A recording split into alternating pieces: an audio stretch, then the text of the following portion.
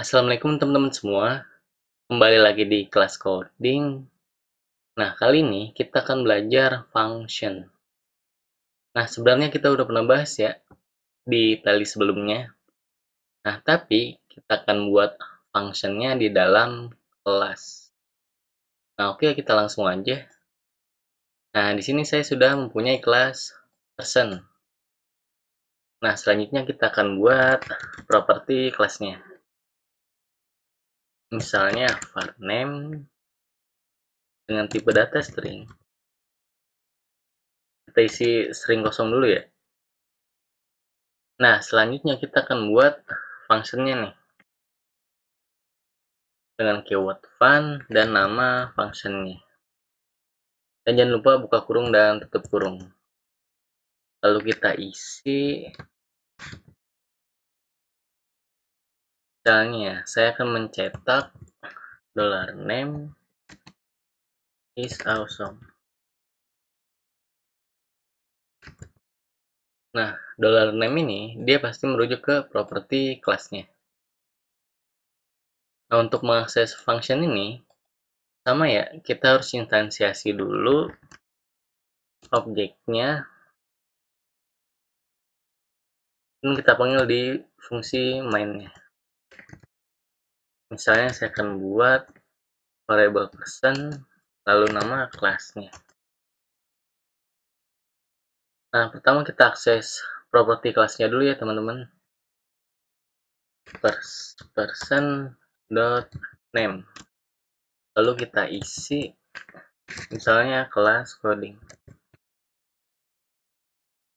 Nah, properti kelas ini sudah kita isi dengan kelas coding. Dan otomatis kita passing ke fungsi hello-nya.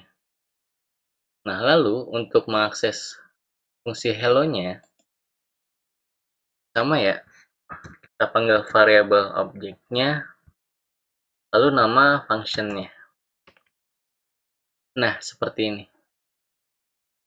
Coba kita run hasilnya.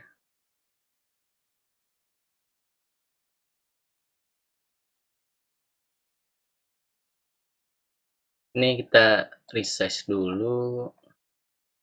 Nah, teman-teman bisa lihat sukses ya. Kelas coding is awesome. Nah, mungkin teman-teman masih ingat ya, fungsi itu ada yang mengembalikan nilainya dan ada yang tidak mengembalikan nilainya. Nah, untuk yang contoh pertama, ini kita bisa sebut ini ya, fungsi polos. Atau kita tidak menggunakan parameter dan tidak mereturn apapun. Jadi kita hanya menugaskan untuk mencetak statement ini nih. Nah, selanjutnya kita akan buat misalnya fungsi baru dengan parameter.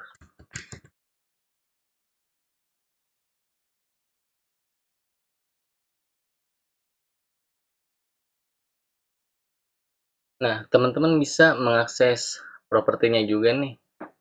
Teman-teman cukup menggunakan keyword this, lalu nama propertinya untuk mengisi parameter message-nya.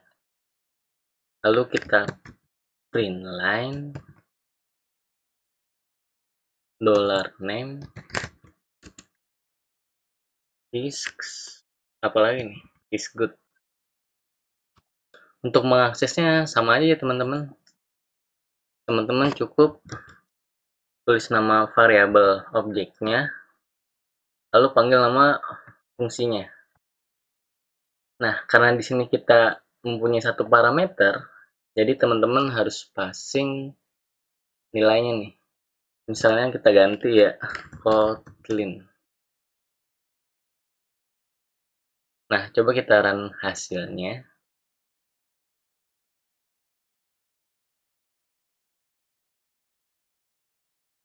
Nah, sukses ya. Kotlin is good.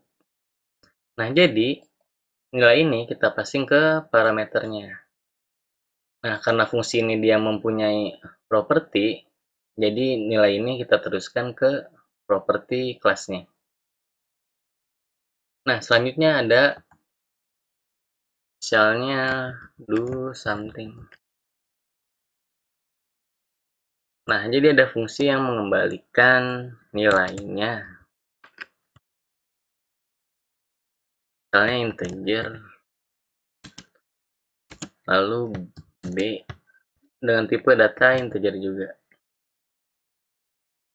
Lalu kita membuat return type-nya integer juga. Lalu kita return misalnya. Kita akan menjumlahkan A dan B. Nah, selanjutnya kita akses function do something-nya. Sama ya teman-teman. Nama variabel objeknya, lalu do something. Lalu kita isi parameternya, misalnya 10 dan 5 aja ya. Coba kita run hasilnya.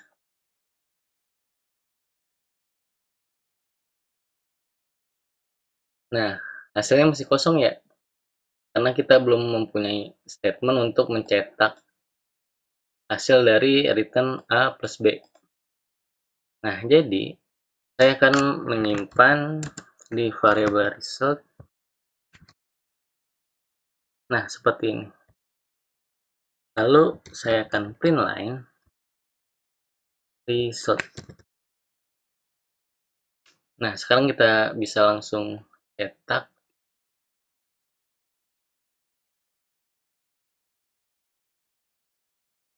Sukses ya, 15.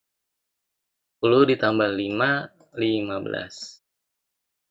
Mungkin teman-teman masih ingat nih, di dalam kelas kita membungkus data yang berupa properti dan fungsi sebagai fungsionalitas kelasnya. Atau di bahasa Java bisa disebut metode atau behavior dari kelasnya. Yang kita representasikan menjadi objek yang kita simpan ke variable person. Nah, mungkin teman-teman masih ingat nih, setiap objek itu mempunyai tugas dan fungsinya masing-masing. Nah, ini merupakan fungsionalitas dari objeknya. Dan ini merupakan data dari objeknya. Oke, mungkin ini contoh sederhananya ya teman-teman. Bagaimana cara kita membuat function di dalam kelas dan cara mengaksesnya di fungsi main-nya. Oke, mungkin itu aja teman-teman. Semoga teman-teman paham dan bermanfaat. Terima kasih.